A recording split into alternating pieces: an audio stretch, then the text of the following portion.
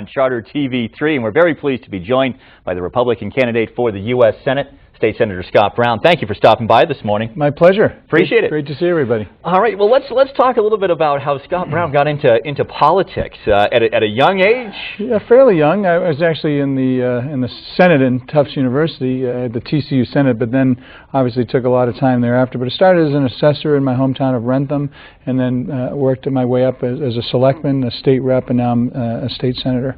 Now, what do you think that experience does for you to have really had that sort of grassroots? You're there, you're the assessor in Wrentham, then you're the selectman kind of guiding where the town goes at that level, state rep, state senator, each time, of course, getting to be responsible for more and more people. Right, well, that coupled with my military experience has helped me understand, the total package. I pay my dues, I understand municipal issues as well as legislative issues, and military and veterans issues, so you add the whole, let's take it, the total toolbox approach where you paid your dues and you have the experience and you keep building your knowledge of various things. Republican in Massachusetts. How does one become a Republican in Massachusetts? I've been asked that a lot lately, and upon reflection, I think it's because my mom was on welfare, and back when I was younger, for a little while, and I remember what it was like to have to worry about whether she could afford to pay the bills and keep my sister and I fed and clothed and housed, and so I know how important it is to make sure that people's dollars are protected. And Gail and I work very hard, and my daughters actually work as well.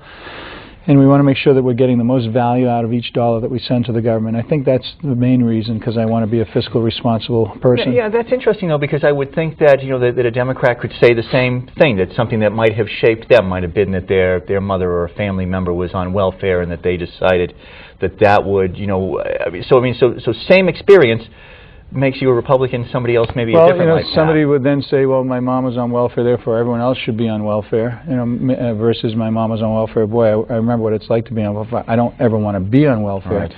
Right. It was a time in our lives that, we were, obviously struggling, and many families are struggling here today. And I believe in hard work and doing everything you can to better yourself and your family, and I think that's paid off for me and others. Many families certainly are struggling here in Massachusetts. That's the biggest issue. They're hurting. Biggest issue. 325,000 who have lost jobs since this recession began. I'm hearing 400,000. As a state senator, I'm hearing 2011 fiscal budget, 2012 fiscal budget, 2013 fiscal budget. None of them are looking good right now. Well, because the tough decisions weren't made at the state level, and they're using some federal stimulus dollars to backfill versus making the tough choices and the tough cuts. We in the Republican minority offered about $1 billion of tax breaks, reductions in the state budget, things that we just don't need anymore. The hack holidays is a good example. We could save $5 or $6 million. Eliminating or reducing the film tax credit and a couple of other things that really are not any more useful, and we're not getting the return on the bang for our buck as we needed to. Selling surplus land.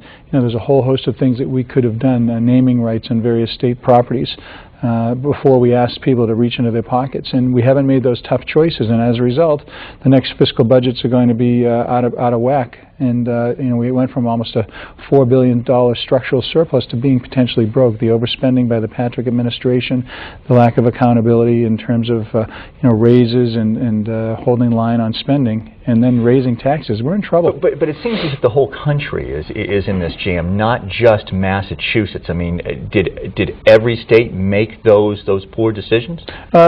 Some states did, because there were times when things are really good and you're handing out pay raises and increases and basically supporting every type of program that was, if they felt was important.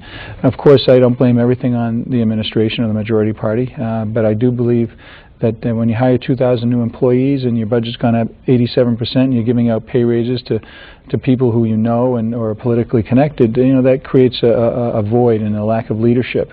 And that's what's happening in the national level. Right now we're in a $12 trillion and counting national debt.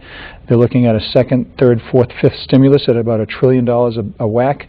The health care bill and the cap and trade proposals are going to put people at a competitive disadvantage, and they're going to have to pay more and more and more to do basically the same thing they're doing now.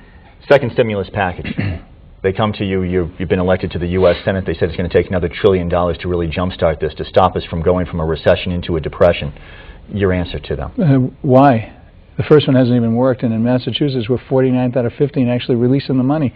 Governor Patrick has the money. Maybe everyone should call him and say, by the way, the stimulus money that you got, can we have it instead of keeping it for campaign doling out during the election season?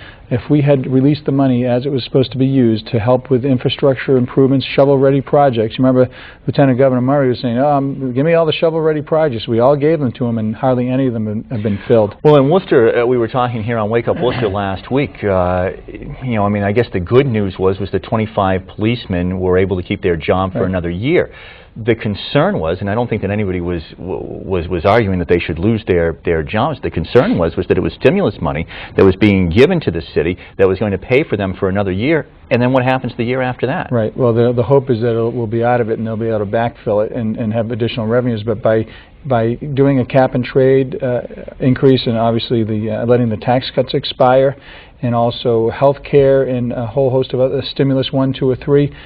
Businesses are not going to have the money to do what they're going to do to regenerate the economy. Remember, in '63, JFK called for across-the-board tax cuts for businesses and families to put more money in their pocket, to create more jobs, more revenue, more jobs, to put more money into the government coffers through taxes. And that was true then, it's true now. With this fiscal crisis, we elect you to the U.S. Senate, you would argue for us to get a tax break? Oh, absolutely. I would argue to keep the tax breaks that are about to expire in place, and I would look to get the targeted tax breaks for businesses and individuals, especially if they're creating jobs in sectors that are really starting to boom.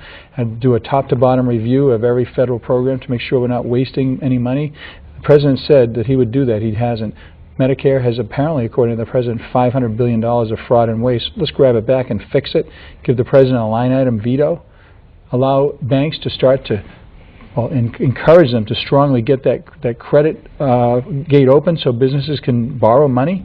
There's a whole host of things you can do to create jobs, and the people on the other side, the Democrats, are not going to do one of those things. 325,000 people who are out of work in Massachusetts since this recession began. Tell me one specific thing that you would do elected to the U.S. Senate that would put them back to work. I just said it, by keeping the tax cuts in place, by ensuring that we can live within our means. But does that put them back to work? It does, because it allows more money to stay in businesses. Right now, it'll be across-the-board tax increase.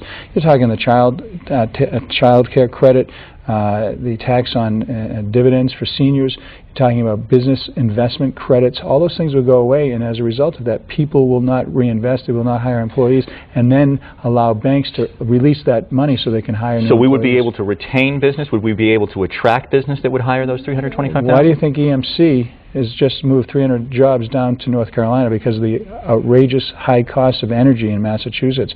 6.25% sales tax, beer tax, meals tax, hotel tax. They're looking to potentially put a chip in your car to tax your mileage. Tolls, income tax potentially could go up.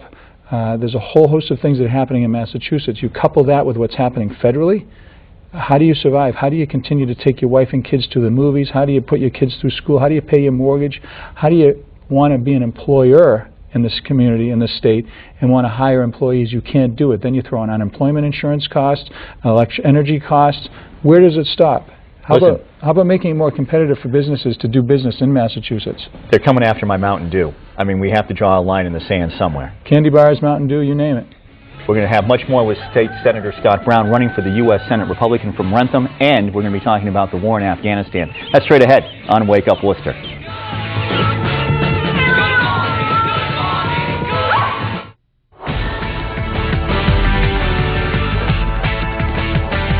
Hi, and welcome to Anytime Fitness. Our Joint 24-Hour Fitness Club